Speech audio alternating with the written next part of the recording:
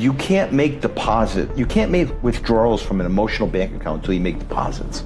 So you got to be a giving person before you ask for something. So if I'm a realtor and I have this section of Woonsocket, I send them out something like, hey, winter's coming, blah, blah, blah, here's some great tips, take care of your home. So if you're a realtor, you're trying to get to the people that you never met before to get a listing? As direct mail is a form of marketing that costs money, right? I've had a lot of conversations with realtors and they're like, oh, the costs are ridiculous.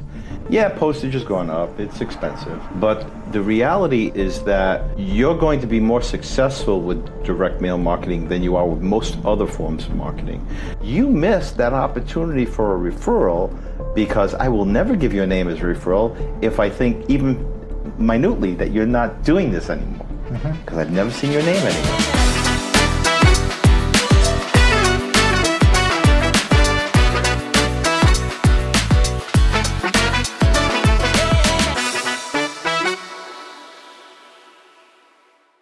Welcome everybody, I'm Kamil Sarji, the host of Just 2 Minutes, and today I have Bob. Hey, hi. Bob, you want to tell us about yourself? Sure, my name is Bob Salvas. I'm a business advisor and I do a lot of work with the Rhode Island Builders Association. Help the contractors of the state get a little bit better educated, explain a lot to them about marketing. My main background is in marketing. So I help them in a lot of different areas, and as you know, the construction contracting arena, it's really exploding right now. So I've been pretty busy with that project. It started out as a project, it's funny. Yeah. Started out as a project I was doing for the Builders Association back in 2019. And it was supposed to be a 6-month project, and here we are 6 years later, and I'm still doing it. That's a sweet gig. Yeah, so it's nice. There's a lot of good people that work in this industry, and it's fun to meet them, and some hardworking folks. Yeah, No doubt. So, Bob, you're here today for Just 2 Minutes episode. By the way, this is episode 40. Wow, already? Yeah, 40 weeks. Congratulations. Yep, it's not 50, so but still, we're not going to do the crazy celebration yet. 40 is a big number. And then when 50 comes, I'll be like, let's not celebrate till like 100th episode. Okay, so I'm going to start my timer here. And then just ask you random questions and, you know. I've heard about these random questions. All right, and go. All right, so summertime, you're hanging out with friends at a barbecue. What's your favorite game? Ooh, outdoor game. I obviously I like to play chess, and I will play chess outdoors and indoors. So that's my number one go-to. But outside, I've done things like horseshoes and that kind of thing. Typical picnic / barbecue stuff. Okay. So you're at the barbecue still. What's your drink of choice? Usually at a barbecue, I'm a beer drinker. It's a great summertime thing, and I love craft beers. I love the craft beer community in Rhode Island. It's very vibrant, and there's a lot of good beer out there. Have you ever had a 40? A 40? I don't think so. It's a 40 ounce. You get it from sell them at the store. No, I don't think I've had. You should try that. I've had some larger bottles, but yeah, with paper bag. Like I've had it a few times. It's fun. That's the secret way. Depending on where your barbecue is. So, in the jungle, right? Ostriches hanging out. Who's the ostrich's best friend? Who's the ostrich's best friend? Probably the snake. I say the snake because the ostrich puts his head in the sand and he sees the snakes. He's always down at that level. I love it. A random answer. That's beautiful. What's your favorite season? Oh, definitely fall. Fall. I love the fall. It's football, it's Thanksgiving, the weather gets a little crisp, the leaves change in New England. It's just beautiful. I guess that means that's awesome. Done. That was it. Yeah. So, yeah, that's. That's 2 What do you minutes. think? You like that? Yeah, that was It's like, pretty almost. different.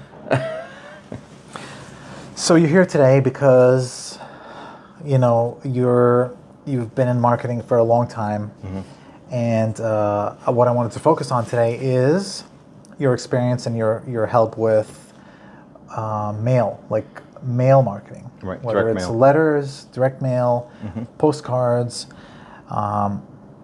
First of all, I just want to say I've seen your lectures or your presentations, Yeah. and I will never forget the one that you did about the Pony Express. Oh, yeah.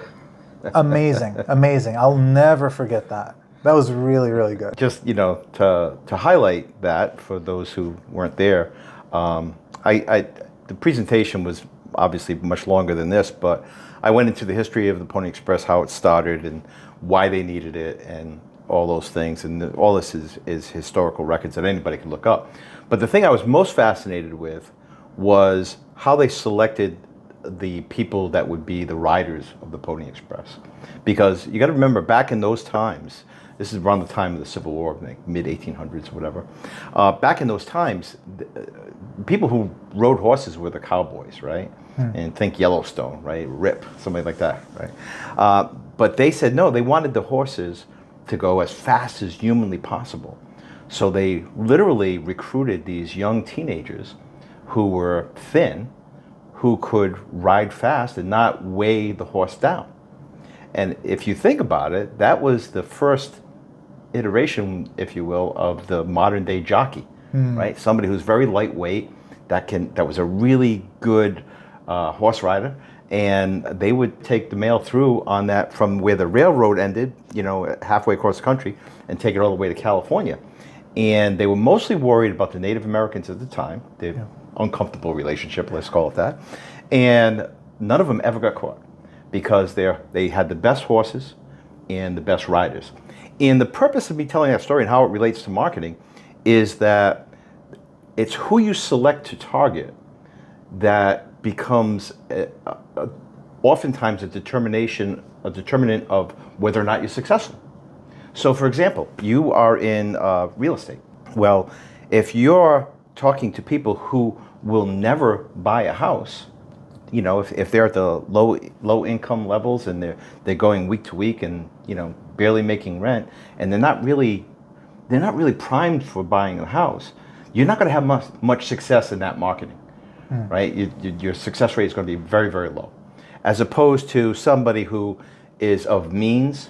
Maybe they own a house already. Maybe they've been in it for 7 years or so, or maybe they've had a change in their family, a marriage, a divorce, had a child, something like that, where they may be looking to upsize, downsize, whatever.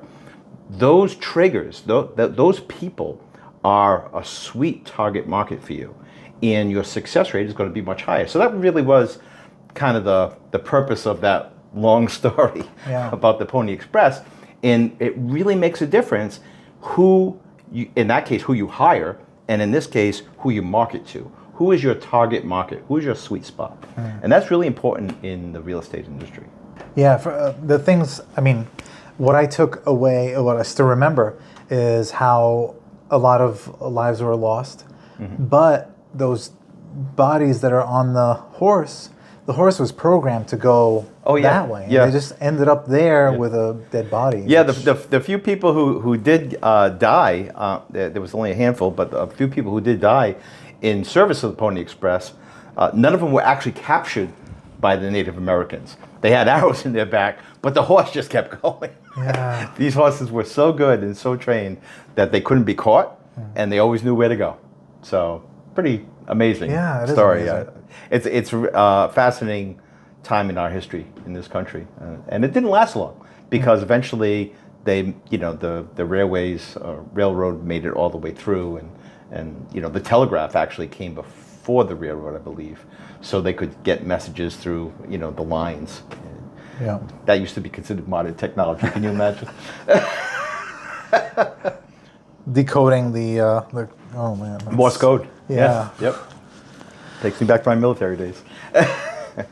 So as far as a client, so you're talking about like targeting your audience. Yeah, right? target market is a really important part, especially when it comes to direct mail. As you know, direct mail is a form of marketing that costs money, right? So I've had a lot of conversations with realtors and they're like, oh, the costs are ridiculous. Yeah, postage has gone up, it's expensive. But the reality is that you're going to be more successful with direct mail marketing than you are with most other forms of marketing, because it's, look at it this way, it's cutting through like the digital clutter. Everybody's very excited, including me, about digital marketing. You know, there's great stuff out there. I do my email newsletter, you know, we got a website, all those things are fantastic. People do SEO, but the hard part is that with everyone doing it, the more people that jump in, the more competitive it gets. And now you're really having to spend more, like when SEO and the whole search engine stuff and digital marketing, when all that started, the price was lower because there was less competition in it. Now it's like everybody's in it. So it's very difficult to succeed. You can succeed, certainly, but it's very difficult to succeed. So what I recommend for a lot of folks is don't give up the digital world, but augment it by going outside the digital world into a hard copy place. So now the volume of mail that we get on a daily basis, a consumer, is shrunk, as you might imagine. Yeah. You know, when I was growing up, you know, we had all of our bills came by mail, all of the, you know, everything in the world came by mail. Now there's less in the mailbox. But what that means to the person who's trying to get someone's attention is that there's less competition in the mailbox. In the digital world, there's more competition, and in the mailbox, there's less. So that's one reason to do it. So you target marketing, and will save you that money because everybody complains it's expensive, but only go to your sweet spot. Go to your most likely clients, get a very narrow list and go to that. So that's number one. Number two, when you're trying to get their attention from in that target market, then having less competition within the mailbox is going to actually help you. And then the third part of that makes it very beneficial. So you have target market, you have less competition, so you're going to, by the way, it's a great statistic. About 80-something% of hard copy mail is read. And just the opposite on the email. About 20% of emails are read. Oh, interesting. So it flips, right? Yeah. And people say, oh, 20%, I read a lot more than 20% of my emails. No. I'm talking about all the emails, because a lot of them you don't see, because it's stopped by your spam filters, or you know, it goes off in the ether somewhere. But 80% of your emails are not even being read. Only about 20% of them are. And 80% of your hard copy is being read. So it's just the opposite of the email. So that means you're getting your message through to the person. All right. So getting the message through, less competition in the mailbox, all that is about getting attention. And number two is target market, making sure you're going to the right person because you want to increase your chances of success, and also you want to keep some of the cost down. You know, you're not going to mail to everybody in Socket. It's going to cost you a fortune. But if you find those select people in Socket that you think are really, maybe a certain neighborhood, that are really primed for what you bring to the table as a realtor, then go to them. And go to them more than once, right? And then the third part that I was leading up to was, so we have target market, we have less competition and getting noticed. And then the third part is what some people don't talk about that much. When we started migrating into the digital world, there was something that was lost. And that what was lost there was this sense of touch. So as human beings, we have one of the most refined senses of touch of the entire animal kingdom. And what happened was, after, I forget what year it was exactly, but there's a study, you can look it up if you like, it's called Millward-Brown, Millward, Millward and the color brown.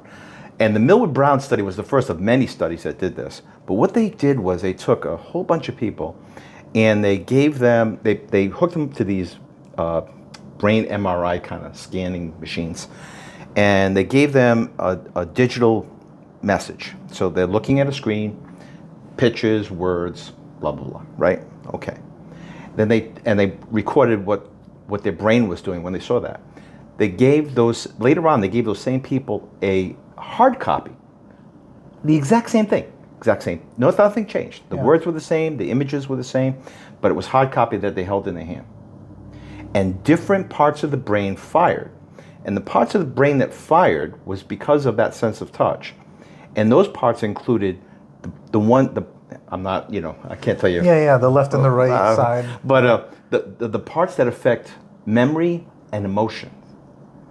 So if you have something tangible in your hands, it impacts you more on the emotional and memory level than that same message does in the digital format. Wow. That's important when you're selling somebody something, because we all know. Yeah, emotion. People buy an emotion. Yeah. Right? They figure out the reason later, right? But they buy an emotion. So if you can tap into the emotions and memory are key to marketing and sales, because people buy an emotion, and also people buy when they're ready to buy, so you want to make sure that they remember you. So both those things are very critical components. And the science now has shown that direct mail works. I mean, why is direct mail even still in existence? Some people ask that question. They think, oh, that's old school. That's like the Yellow Pages. That went away. Yeah. It didn't go away. And very quietly, some of the biggest companies in the world still use direct mail very successfully. They're not going to go and broadcast that. Right. They're making a lot of money selling whatever they sell, whether it's cars or homes or whatever. But real estate is a really good place for direct mail, because unlike like in the business to business world, and because you've been involved in both worlds, but in the business to business world, I mean, we network, we go to events, we're on LinkedIn, we're talking to each other all the time, It's not as hard to find people, and they're more public facing, right? If you're if you're selling homes, not commercial, right? If you're selling homes, then you need to get to the consumers. And some of these consumers, they put up like a moat around their, communications, right? They don't want to talk to anybody. Yeah. So getting through to some of them, it's a lot harder to get through to a consumer than it is to get through to a business person. Yeah. You know what I'm saying? Okay. So, and then a good example of that, I still do a little bit of this work. I don't do as much. I used to do a lot of it, but I was a list broker. So I'm able to access certain pieces of data to get targeted mailing lists. So not that long ago, a friend of mine, and I've done business for this friend many times, he reaches out to me and he says, I need a list.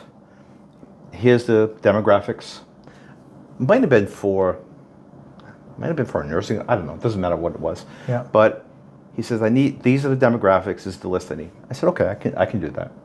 And he said, I need emails. I said, you sure?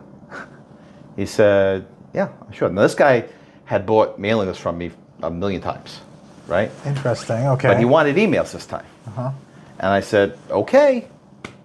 And anybody else, I would have had the conversation with him about why email marketing doesn't work, especially a cold email list. Yeah. Doesn't work.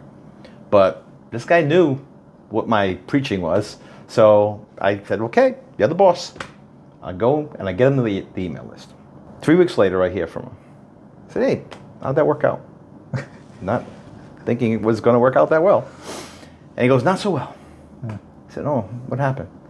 He goes, in all the past, I've gotten lists from you, and all of them were 90% or above in their deliverability, right? So that the information was accurate. He said, we got bounces of 50% of the email list.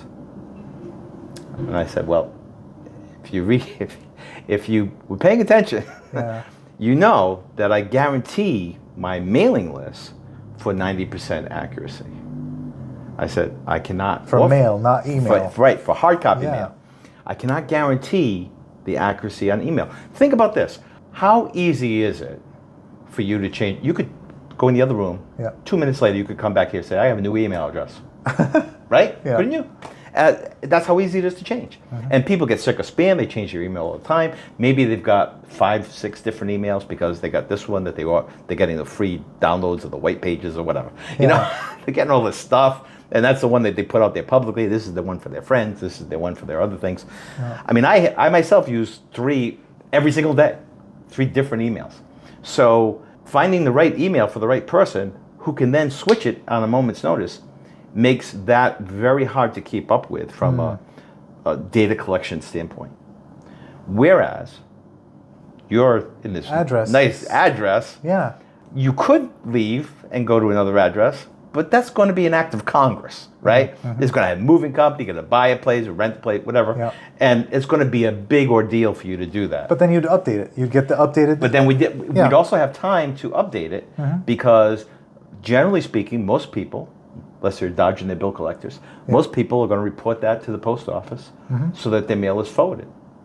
That information is available to the public. So we would know that you moved.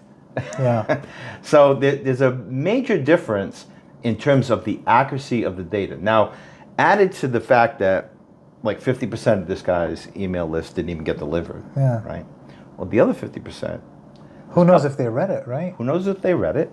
And also, what really might be the success rate of an email from somebody I've never even talked to or even known about? Probably not that good.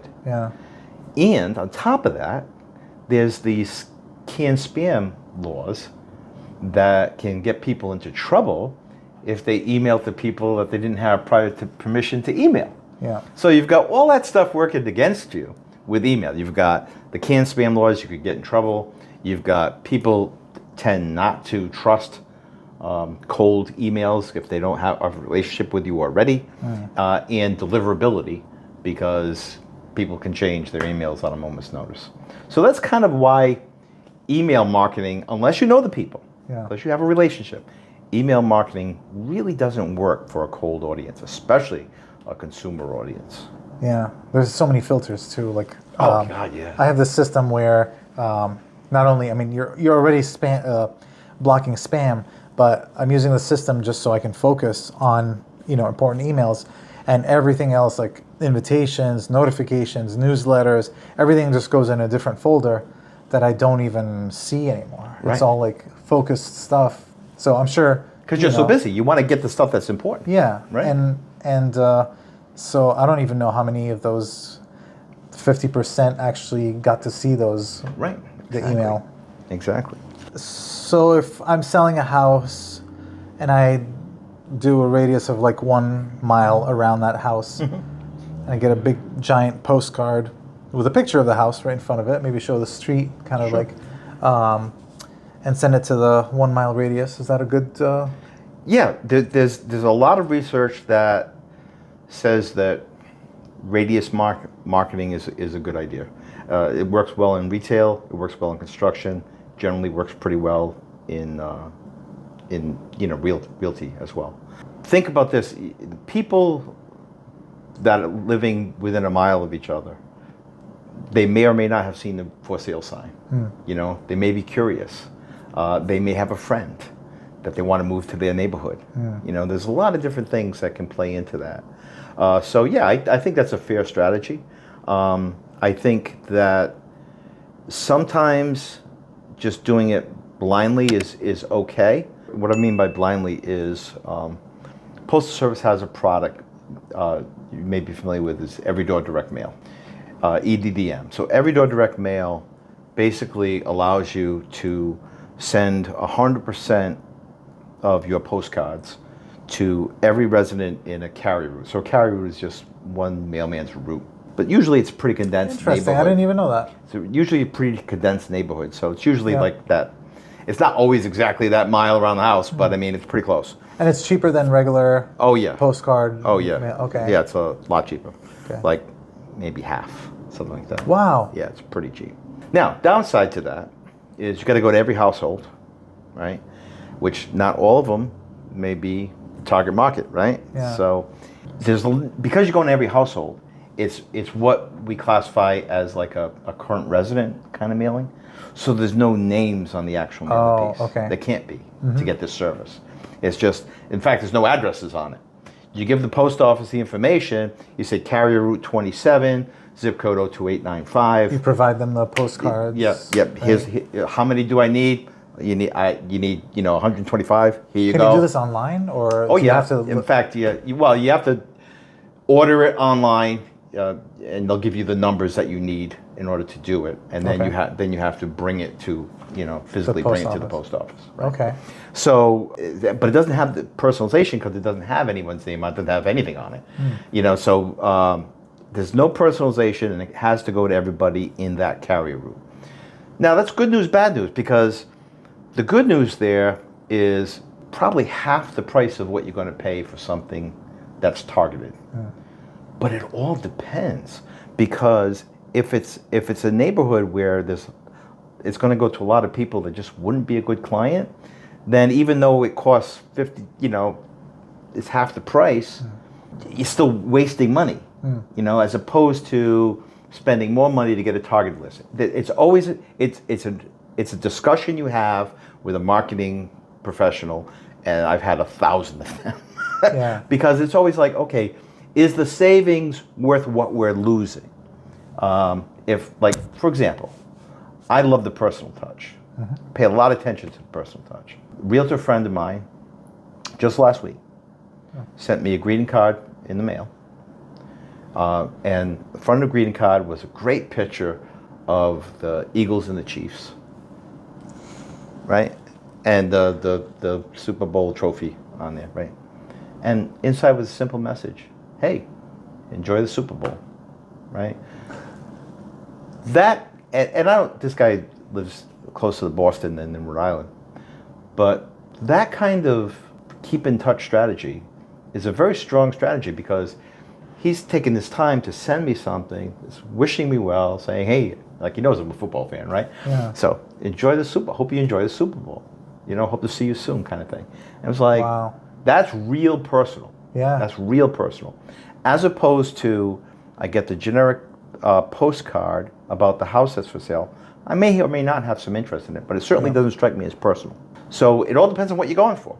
If your game is a numbers game, say, listen, I don't really know anybody in this part of Woonsocket, but I'd like to try this. Let me do this every door direct mail. I'll save some money, but I'll get my name out to all those people.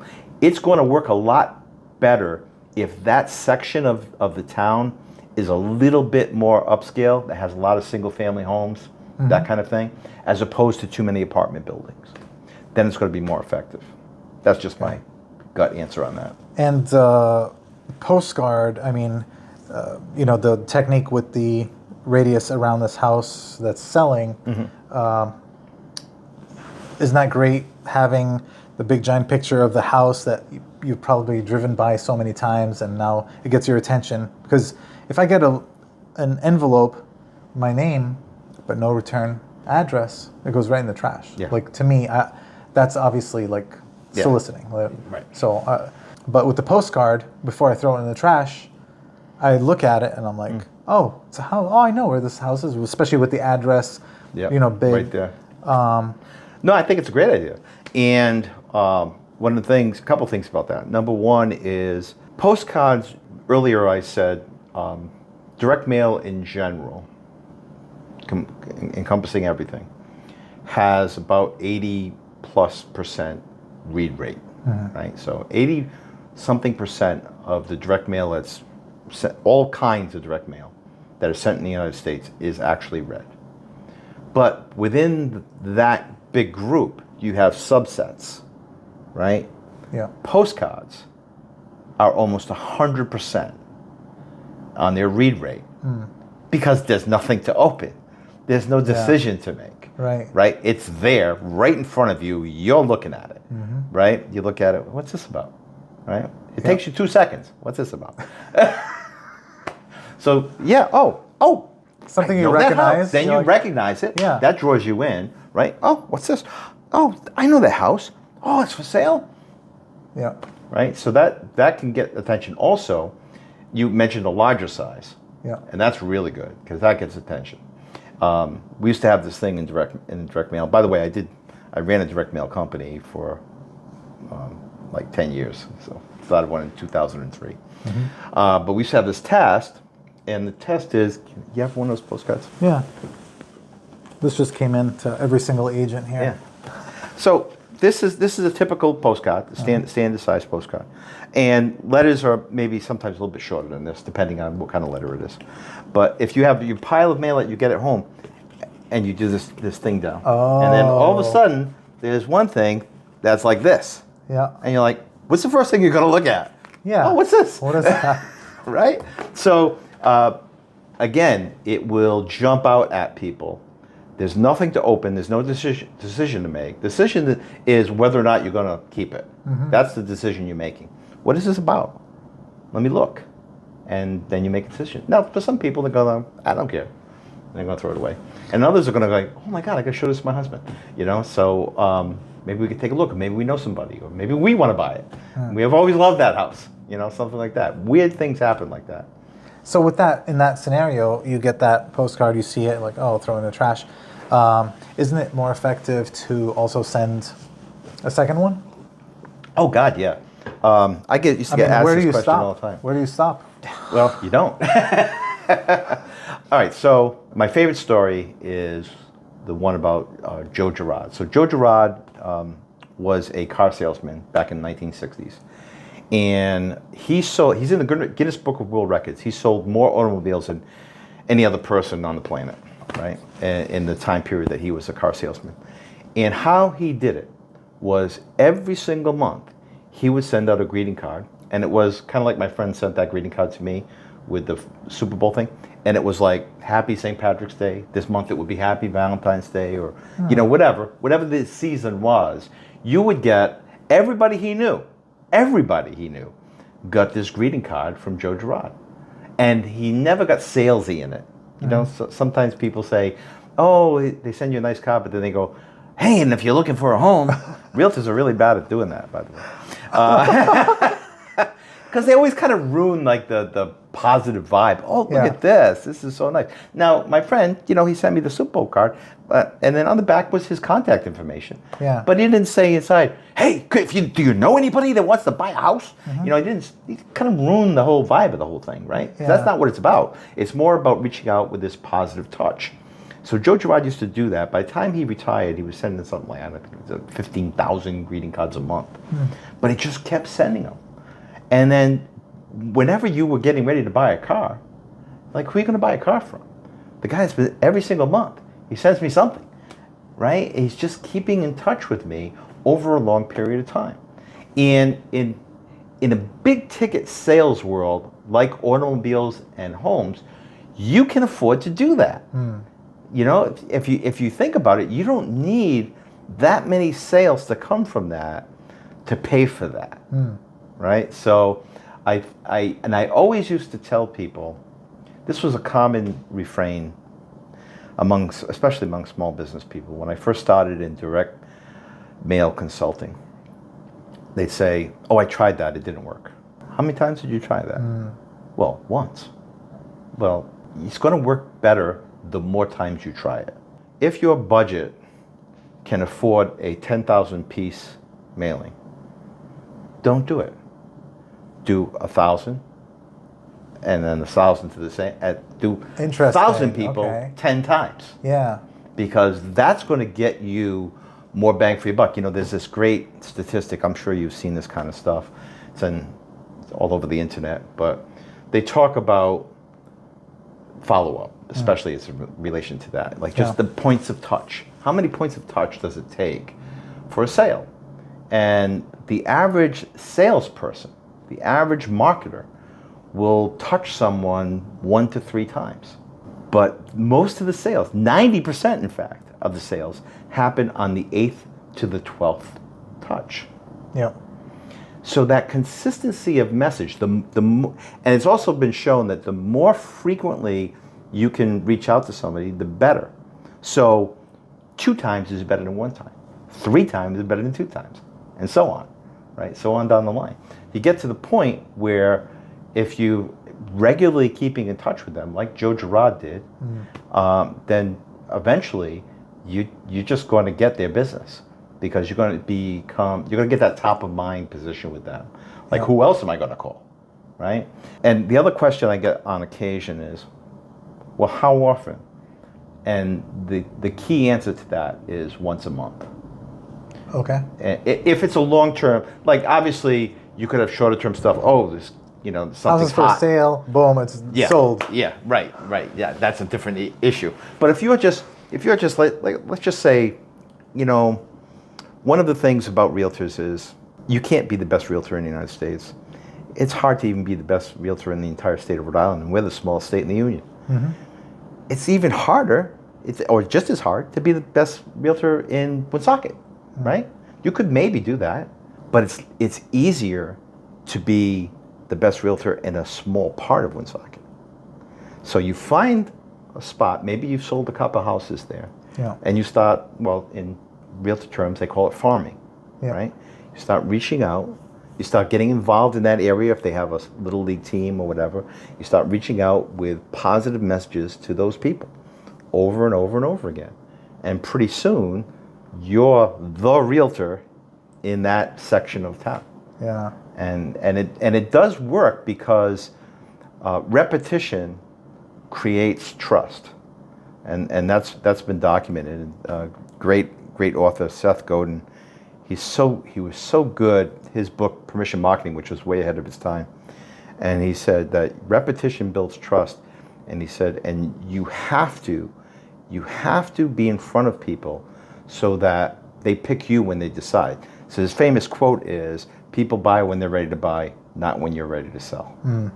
Yeah. And that's the key. Yeah.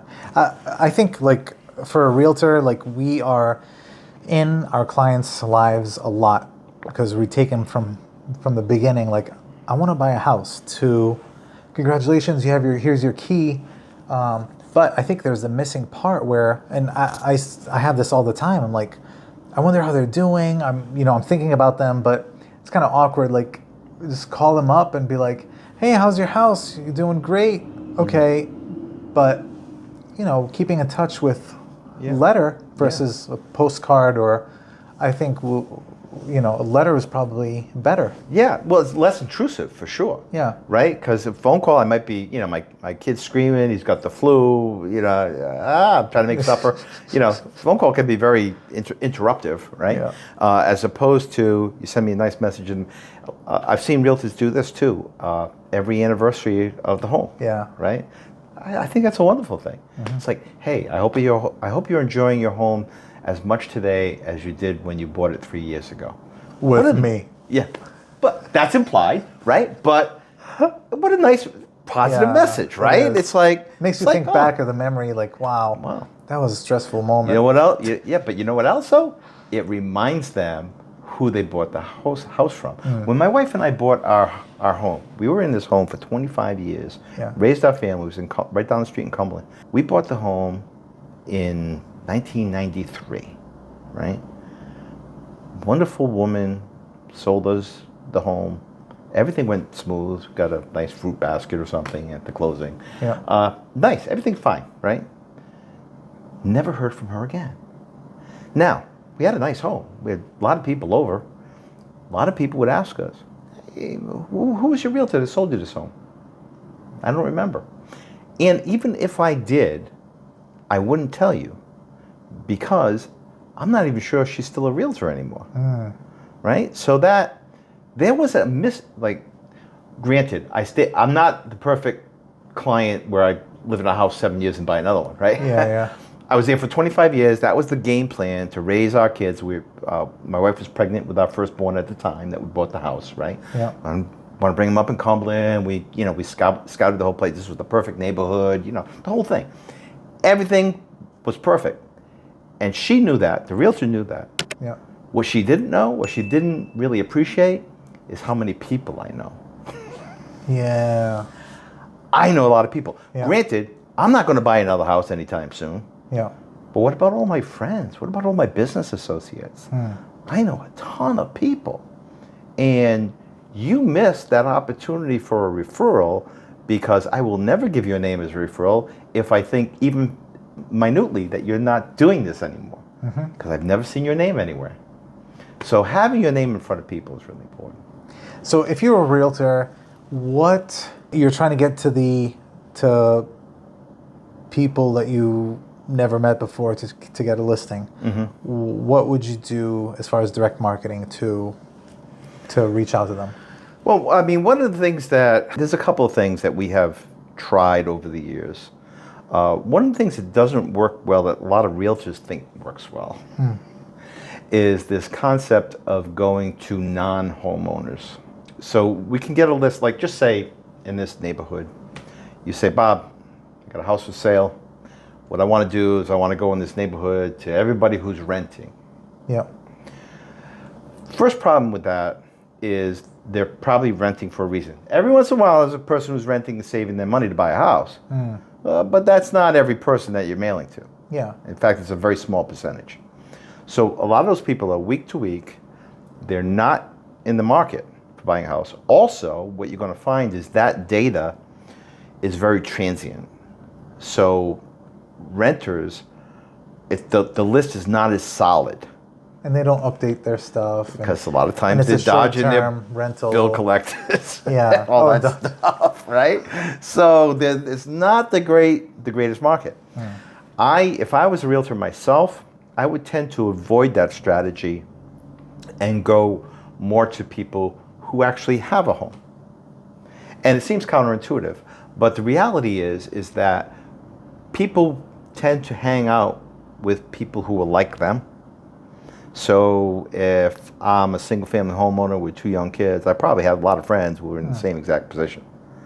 And when you're looking for somebody to buy a home, a lot of times it's the person who is already in a home that's looking for a new home. You know, maybe they had a child, or maybe they're getting a divorce, or whatever the case may be. There could be some change, or they know somebody who's looking for a home. So these are the people that are going to be the more solid members of the community. And that's the other thing, because even if, but again, using this as an example, you go out to the homeowners, the single family homeowners, right?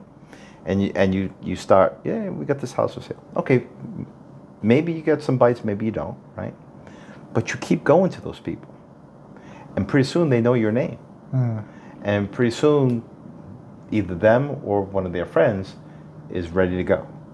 And so you've already got that top of mind awareness already installed. And I think a lot of realtors, while you can certainly have success in the short game, you know, here's the house, send it to the neighborhood, that can work, right? But they miss the long game part of it. And the long game part of it is just that keeping in touch with people, because the people who have the means to buy. That you know, that people that know you, like after you close. Right. Yeah, it is important. And keeping in touch with the people that you've sold to, that's even more important. Like that lady I just told you about who sold me my house, like never heard from her again. It's like, what a shame.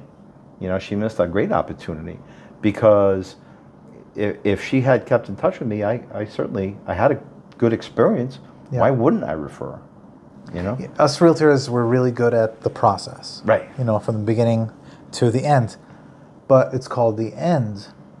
But it shouldn't be the end. It should be the beginning. It should be the... It's the beginning of a relationship. There's a famous quote. Who was it? I can't remember who it was. He says, when they pay you the money, it's the end of the transaction, but it's also the beginning of the relationship. You know, because that is the person who is perfectly positioned to refer you. Yeah. And to potentially buy from you again. So this person buys a house. They have a couple more kids. They need to upgrade. They had a great experience with you the first time. You kept in touch with them. Who are they going to call? You. Right. Right? Totally. Yeah. Yeah. So I think realtors miss that, and I think you're absolutely right. It's like they see it as the end, and they should see it as the beginning of the relationship. Yeah. So you said you would target it. And then what would you send? Like a postcard, a letter? It depends. If I had... looking for listings. You want to try to get more listings. Yeah. And it's certainly you can... There's a good rule that if you send a pitch, right, that you also send, you know, some other things in between that, you know. So in my case, I am... targeting homeowners, right? So now maybe I can't fit everything on that direct mail piece. Well, that's where the handy QR code comes in, right? So now I could say to these people, hey, you're a homeowner in this part of Woonsocket, Rhode Island. Just want to give you some tips on keeping your home, safe, safe from criminals, safe from weather, safe, making sure you retain the value of your home, things about preparing for winter. All these things, even if they're not selling, can benefit that person, that homeowner, and they say, oh, he's right, and if I don't do this, and it's going to deteriorate my house, and then I'm going to not get as much when I sell it.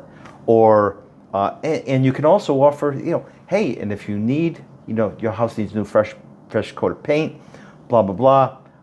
As a realtor, I have a lot of resources. I'm happy to connect you to somebody reliable, somebody you can trust, right?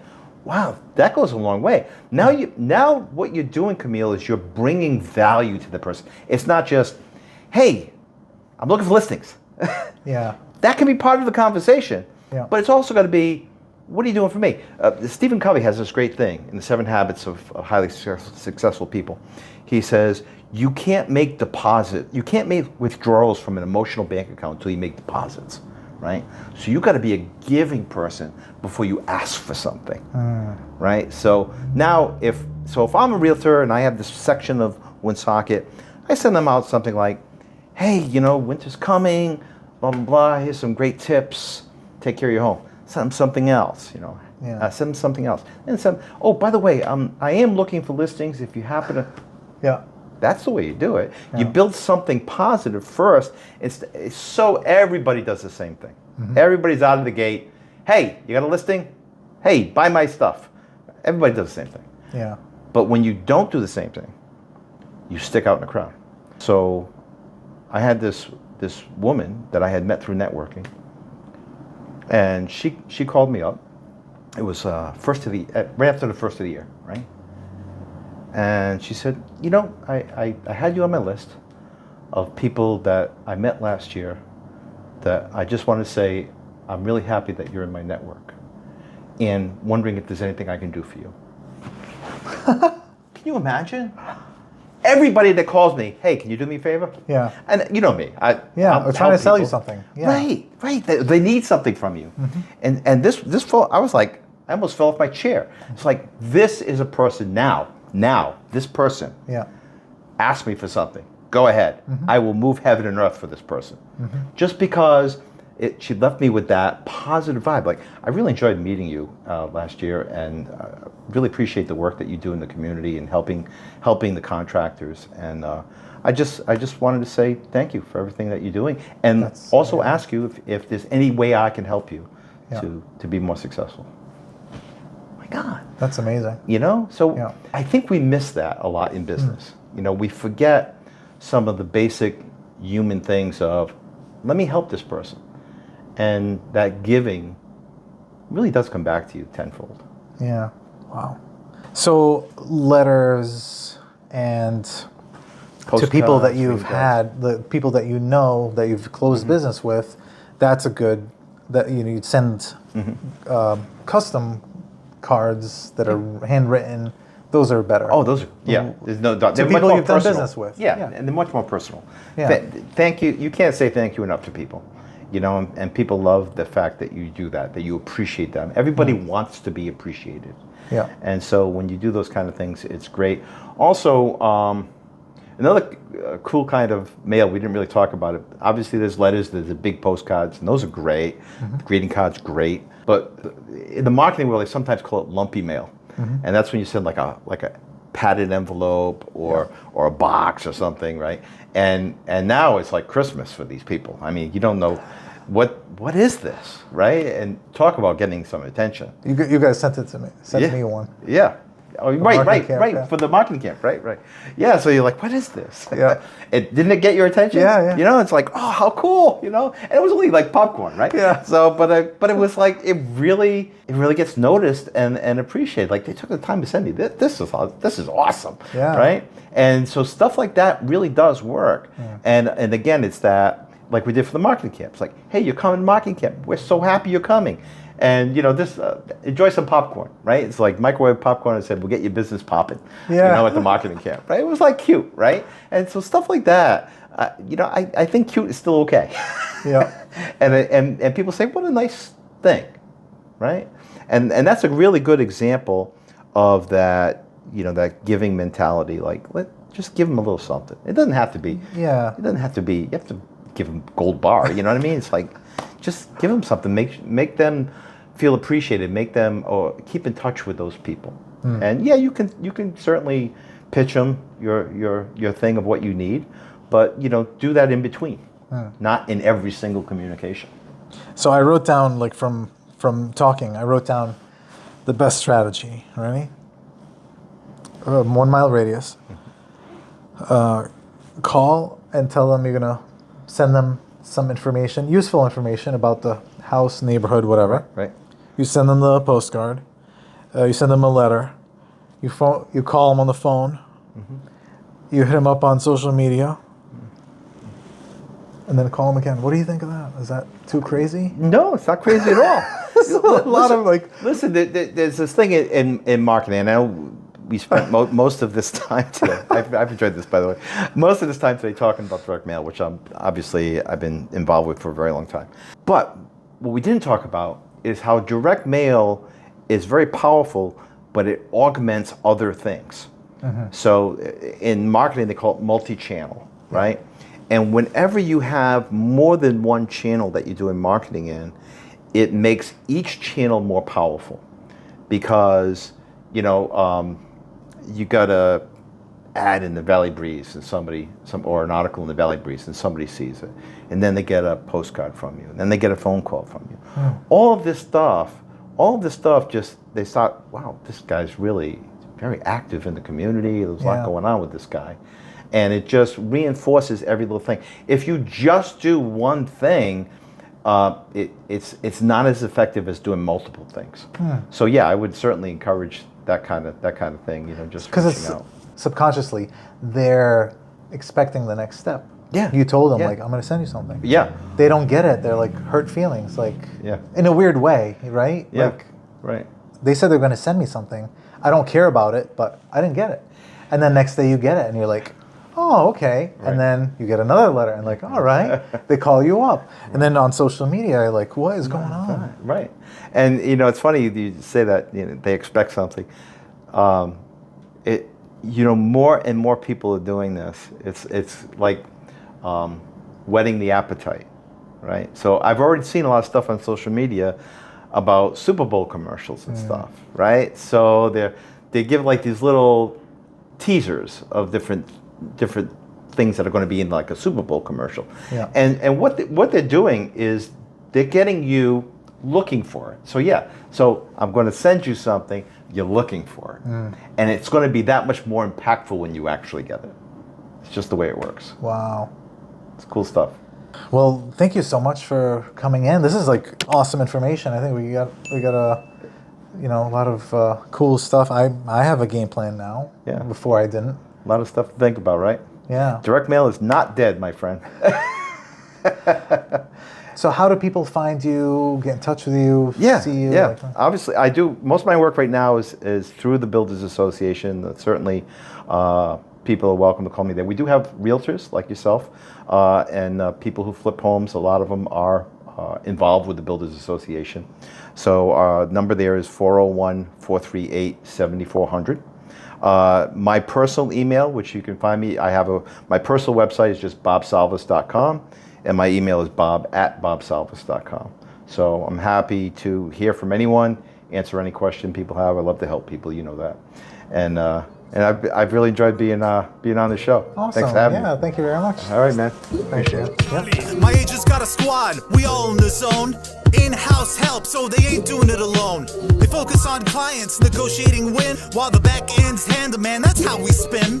I hand 'em business, watch 'em all climb.